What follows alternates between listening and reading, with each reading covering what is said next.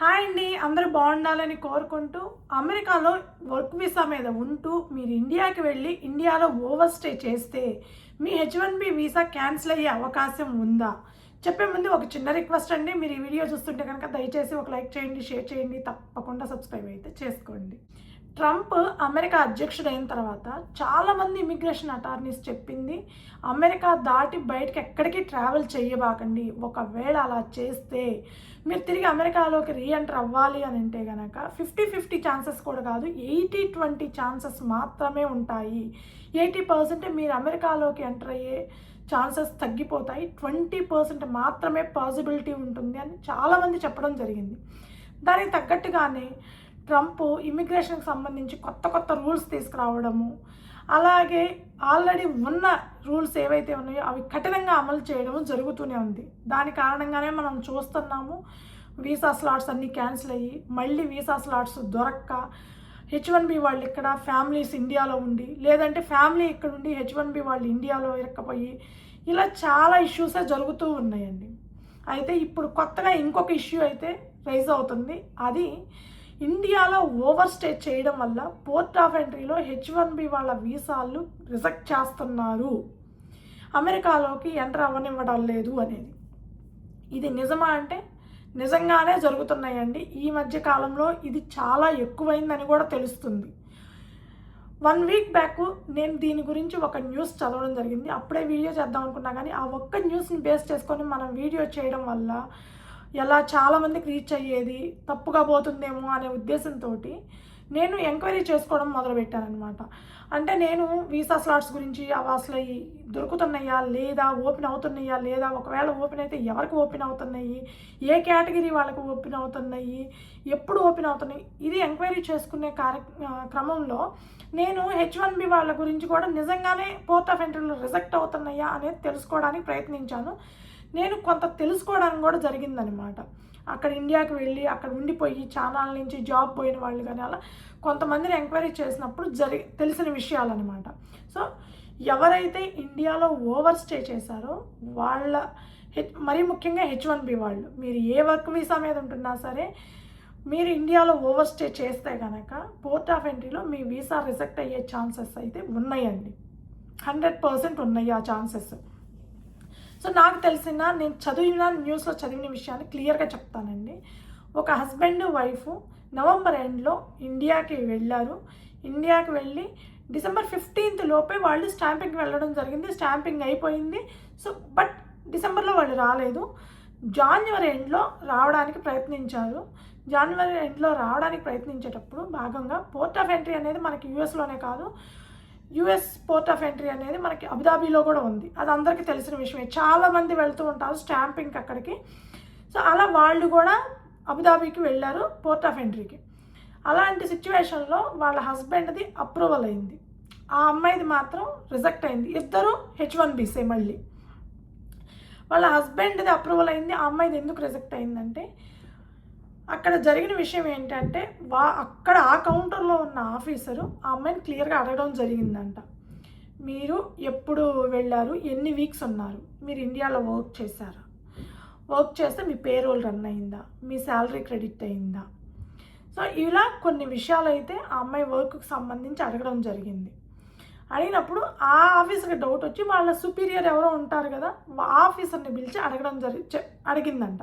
So ఇట్లా చెప్తున్నారని చెప్పినప్పుడు ఆఫీసర్ డైరెక్ట్గా మిమ్మల్ని రిజెక్ట్ చేస్తున్నాము, అమెరికాలోకి ఎంటర్ అవ్వకుండా అని చెప్పేశారంట. రిజెక్ట్ చేస్తున్నాము అని అంటే ఈయన కంప్లీట్గా అమెరికాలోకి రాకుండా కాదు, ప్రస్తుతానికి రిజెక్ట్ చేస్తున్నాము, మీరు తిరిగి మళ్ళీ స్టాంపింగ్కి వెళ్ళి స్టాంపింగ్ వేయించుకొని ఆ తర్వాత మాత్రమే మీరు పోర్ట్ ఆఫ్ ఎంట్రీకి రండి అని చెప్పడం జరిగిందంట. ఆ అమ్మాయి అడిగింది క్లియర్గా, ఎందుకు, నాకు స్టాంపింగ్ అయింది కదా, నాది ఎందుకు రిజెక్ట్ అయింది అని. మీరు స్టాంపింగ్కి ఎప్పుడు వెళ్ళారు, డిసెంబర్ 15th ముందు, అంటే మీరు ఇండియాకి వెళ్ళి అప్పటికి 3 వీక్స్ కంప్లీట్ అవ్వలేదు. సో అప్పుడు స్టాంపింగ్ వేశారు. కానీ మీరు స్టాంపింగ్ అయిన తర్వాత చాలా వారాలు ఉన్నారు, ఒకటి ఆ రీజన్. రెండవది, మీరు ఇండియాలో మీరు వర్క్ చేశారు, పేరోల్ రన్ అయింది. ఎలా రన్ అవుతుంది, అది ఇల్లీగల్. ఎందుకంటే బేసిక్గా వాళ్ళు అమెరికాలో ఉంటే పేరోల్ రన్ అవ్వాలి, వాళ్ళు అమెరికాలో లేరు. యాజ్ పర్ పాస్పోర్ట్ అయినా డాక్యుమెంట్స్ అయినా ఇన్ఫర్మేషన్ ప్రకారం అయినా వాళ్ళు అమెరికాలో లేరు, ఇండియాలో మాత్రమే ఉన్నారు. సో ఇండియాలో ఉన్న వాళ్ళకి అమెరికాలో పేరోల్ ఎట్లా రన్ అయ్యిద్ది? ఈ పాయింట్స్ మీద వాళ్ళు క్లియర్గా రిజెక్ట్ చేశారు. ఆ రిజెక్ట్ చేసిన officer CBP officer. CBP officer అంటే customs border and protection officer అనమాట. సో వీళ్ళకి సిబిపి వాళ్ళకి క్లియర్గా 100% హక్కు ఉంటుంది నువ్వు కంట్రీలోకి ఎవరిని అలౌ చేయాలి, ఎవరిని అలౌ చేయకూడదు అనేది. సో ఆయన లీగల్గా, ఆఫీసర్ లీగల్గా చెక్ చేసి అతను ఇల్లీగల్గా ఫీల్ అయిన దాన్ని క్లియర్గా చెప్పి మేము మిమ్మల్ని రిజెక్ట్ చేస్తున్నాము, పోర్ట్ ఆఫ్ ఎంట్రీలో అలౌ చేయటం లేదు, ఇలా చెప్పే హక్కు అధికారం 100% సిబిపి వాళ్ళకు ఉంటుందండి. ఎందుకంటే కస్టమ్స్ అండ్ బోర్డర్ ప్రొటెక్షన్ వాళ్ళకి ఎవరిని అలౌ చేయాలి, ఎవరిని అలౌ చేయకూడదు 100% వాళ్ళకి హక్కు ఉంటుంది, అధికారం కూడా ఉంటుందన్నమాట. సో రిజెక్ట్ చేయడం జరిగిందనమాట. ఇక్కడ ఇప్పుడు అమ్మాయి తిరిగి మళ్ళీ H1B మీద అమెరికాకి రావాలి అని అంటే ఫస్ట్ స్టాంపింగ్ వెళ్ళాలి. స్టాంపింగ్ వెళ్ళడానికి ఇప్పుడు వీసా స్లాట్స్ లేవు. ఒకవేళ 3 months తర్వాత 4 months తర్వాత అమ్మాయికి వీసా స్లాట్స్ దొరికితే అప్పటి వరకు ఇక్కడ యూఎస్ ఎంప్లాయర్ ఇండియా నుంచి వర్క్ చేయడానికి అలౌ చేస్తారా చేయరా? అలౌ చేసే అవకాశాలు ఇప్పుడున్న పరిస్థితుల్లో లేవు. సరే, ఎంప్లాయర్ని మార్చుకొని వద్దాము అనుకోవడానికి స్టాంపింగ్ వీసా స్లాట్స్ ఎటు లేవు. ఒకవేళ దొరికిన ఎంప్లాయర్ని మార్చుకొని రావాలనుకుంటే 1 నెల తర్వాత 2 నెలల తర్వాత $1,00,000 వీసా ఫీజు అనేది పెద్ద అడ్డంకిగా మారుతుంది. సో ఏ విధంగా చూసుకున్నా కూడా ఆ అమ్మాయికి అమెరికాలోకి ఎంటర్ అయ్యే అవకాశాలు పూర్తిగా తగ్గిపోయినాయి. ఒక 6 months 1 year వరకు ఛాన్సెస్ అయితే లేవు. ఇప్పుడు వాళ్ళ హస్బెండ్ కూడా H1Bనే కదా, అతన్ని ఎట్లా అలౌ చేశారని చాలామందికి డౌట్ రావచ్చు. నాకు తెలిసి అది క్లియర్గా ఇన్ఫర్మేషన్ లేదు, కానీ నా దగ్గర నేను అనుకోవడము ఫస్ట్ ఆఫీసర్ మేబీ కొంచెం లిబరల్గా ఉండే ఆఫీసర్ అన్నయ్యి ఉండాలా, లేదంటే ఆ అమ్మాయి వెళ్ళి నాకు 1 month తర్వాత వాళ్ళ హస్బెండ్ వెళ్ళి ఉండాలా. సో అతను 4 weeks ఉన్నాడు, 4 weeksలో 3 weeks లీవ్, 1 week మాత్రమే అతను వర్క్ చేసి ఉండొచ్చు, అలా అన్న అయి ఉండాలా.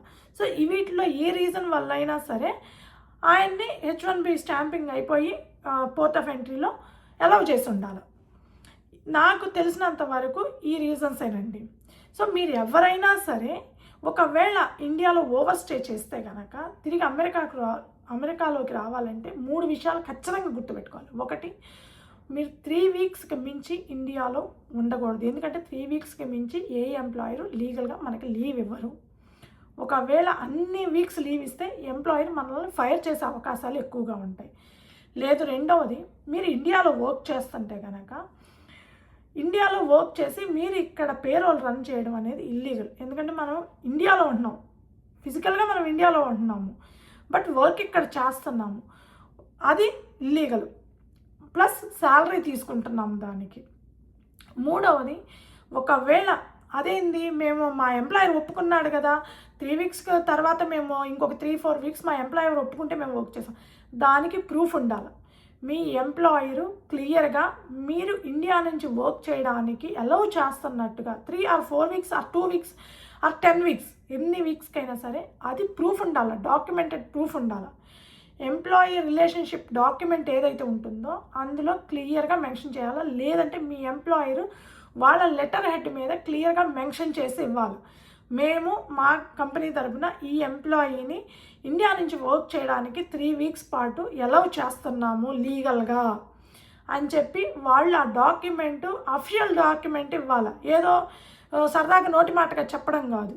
మీ మేనేజరు మీ లెటర్ హెడ్ మీద సంతకం చేసి స్టాంప్ వేసి ఇస్తేనే అది లీగల్గా వర్కౌట్ అవుతుంది, లేకపోతే ఎక్కడ వర్కౌట్ అవుతుంది. ప్లస్ మీరు కంప్లీట్గా కావాల్సిన డాక్యుమెంట్స్ అన్నీ క్యారీ చేయాలండి. I-797 కానీ, I-129 కానీ, I-9 ఫామ్ కానీ, ప్రతి డాక్యుమెంట్ క్యారీ చేయాలా. దాంతో పాటు కనుక మీరు మా ఎంప్లాయర్ మమ్మల్ని ఇండియా నుంచి వర్క్ చేయడానికి అలౌ చేశారు అనే డాక్యుమెంట్ క్యారీ చేస్తే మిమ్మల్ని వాళ్ళు ఎక్కడ సిబిపి వాళ్ళు కూడా ఆపరు, ఎందుకంటే మీకు లీగల్గా ప్రూఫ్ ఉంది కాబట్టి. అలా ప్రూఫ్ లేకపోతే కనుక ఇలాంటి ఇష్యూస్ అన్నీ అడ్డం పెట్టి మిమ్మల్ని అమెరికాలోకి ఎంటర్ అవ్వకుండా రిజెక్ట్ చేసే అవకాశం సిబిపి వాళ్ళకి ఉంది. సో నాకు తెలిసిన కొన్ని విషయాలు చెప్తానండి. స్టాంపింగ్ ఉంది, అతనికి ఆల్రెడీ స్టాంపింగ్ ఉండి ఇండియాకి వెళ్ళాడు. ఇండియాకి వెళ్ళి 6 weeks ఉన్నారు. 6 weeks ఉండి తిరిగి అమెరికాలోకి రావడానికి ట్రై చేశారు. అమెరికాలోకి ట్రై చేస్తే పోర్ట్ ఆఫ్ ఎంట్రీలో రిజెక్ట్ చేయడం జరిగింది. సేమ్ అది మీ ఎంప్లాయరు మిమ్మల్ని ఇండియా నుంచి వర్క్ చేయడానికి అలౌ చేసినట్టు మాకు ప్రూఫ్ చూపించమన్నారు. ప్రూఫ్ ఎక్కడ వస్తుంది? అప్పటికప్పుడు నిమిషాల మీద ఆకాశంలో ఎగురుకుంటా వస్తుందా, గాలిలో తేలుకుంటా వస్తుందా? ఎక్కడి నుంచి రాదు. అది ఎంప్లాయర్. నువ్వు ఆల్రెడీ రిస్క్లో ఉన్నప్పుడు ఎంప్లాయర్ నీ గురించి ఎందుకు ఆలోచిస్తాడు? ఫస్ట్ థింగ్, మనం ఆల్రెడీ రిస్క్లో ఉన్నాం, రిజెక్ట్ చేశారు. రిజెక్ట్ చేసిన తర్వాత ఎంప్లాయర్ నీకు ఆ డాక్యుమెంట్ ఇస్తాడా ఇవ్వడా అనేది ఎంప్లాయర్ ఇష్టం. అగైన్ వాళ్ళు ఇవ్వచ్చు ఇవ్వకపోవచ్చు, 90% ఇవ్వకుండా ఉండే ఛాన్సెసే ఉంటాయి. అన్లెస్ అంటే నువ్వు క్రూషియల్ స్కిల్స్ అయ్యి ఉండి నువ్వు కంపల్సరీ కంపెనీకి కావాలి అనుకుంటే తప్ప. సో ఇలా ఓవర్ స్టే చేయడం వల్ల ఈ మధ్య కాలంలో ఎక్కువగా H1B వీసాలు రిజెక్ట్ అవుతున్నాయి పోర్ట్ ఆఫ్ ఎంట్రీలో మాత్రమేనండి. ఎస్పెషల్లీ అబుదాబీలో ఈ కేసెస్ ఎక్కువగా రిజిస్టర్ అవుతున్నాయి. సో అబుదాబీకి వెళ్ళే వాళ్ళు 1-2 సార్లు చెక్ చేసుకోండి. ఎందుకంటే అబుదాబీలో చాలా అంటే చాలా స్ట్రిక్ట్. అది ఫస్ట్ నుంచి ఉంది, చాలామందికి తెలుసు, అయినా కూడా అక్కడికి వెళ్తున్నారు. సో ఇంకా స్ట్రిక్ట్ అవుతుంది. సో ఇట్లా కఠినంగా అమలు చేసేటప్పుడు ఈ రూల్స్ అన్నీ మీరు ఈ ఓవర్ స్టే చేయడం వల్ల ఇండియాలో ఖచ్చితంగా మీ వీసా రిజెక్ట్ చేసే అవకాశం ఉందన్నమాట. అలా అని అందరికీ జరుగుతుందా అని అంటే అందరికీ జరగదండి. కానీ మీరు ఎంటర్ అయ్యే క్యూలో ఉన్న ఆఫీసర్స్ బాగా స్ట్రిక్ట్గా ఉండే వాళ్ళు అయితే ఖచ్చితంగా జరుగుతుంది. సో మీరు ఎవరైనా సరే ఇండియాలో ఓవర్ స్టే చేశారు అని అంటే ప్రాపర్ డాక్యుమెంట్ క్యారీ చేయండి. అలాగే 1-2 సార్లు చెక్ చేసుకొని ఆ తర్వాత డెసిషన్ తీసుకోండి. ఇదండి ఈ మధ్యకాలంలో ఎక్కువగా వింటున్నాము H1B visa rejections port of ఎంట్రీలో అనేది కేవలం ఇండియాలో ఓవర్ స్టే చేయడం వల్ల. సో అందరూ కొంచెం జాగ్రత్తగా ఉండండి. ఈ వీడియో మీకు నచ్చింటే కనుక దయచేసి ఒక లైక్ చేయండి, షేర్ చేయండి, తప్పకుండా సబ్స్క్రైబ్ అయితే చేసుకోండి. Thank you.